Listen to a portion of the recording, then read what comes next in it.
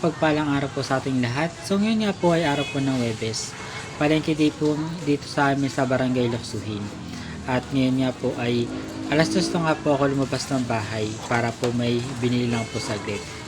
Ngayon po ay nag-iimisa na nga po sila ng kanilang mga gamit dahil nga po ay hanggang alauna lamang po ang palengke dito sa amin.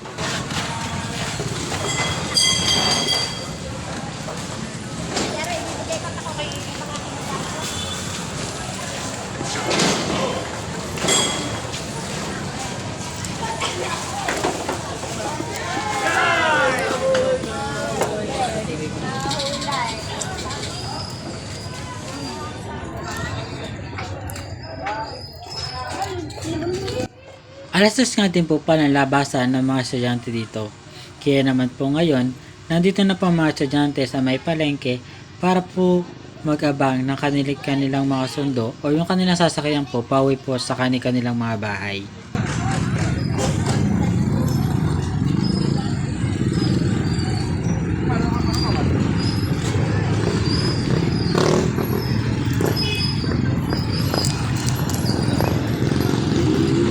At nakita ko nga po itong jeep na to na dadaan na to, itong Flower of the Angel.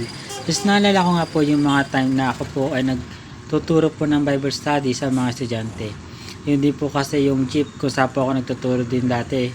Yung dati po mga nakaservice po doon, yun po ang mga nakikinig sa akin pagka ako po nagka-Bible study.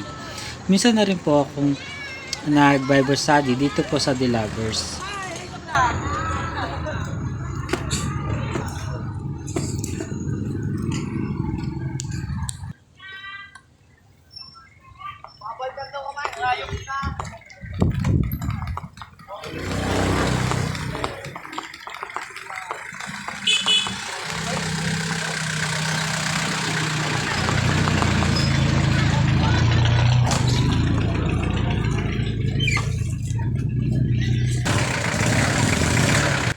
Ilang taon na nga rin po pala nakakaraan nung pong nangyari po yun o yung nakapagturo po ako sa mga estudyante. Actually, ang ilang po sa mga estudyante noon is ngayon po ay kolehiyo na. Ang iba po ay nagtapos na po at ang iba po naman is may trabaho na. At kung pagkakalap nga po pala ng Panginoon na ako po ay makapagturo po muli, ako nga po ay nag-iisip po na ituloy po uli yung mga ginagawa ko po dati. So yun lang po, salamat. Muli isang mapagpalang araw po sa ating lahat.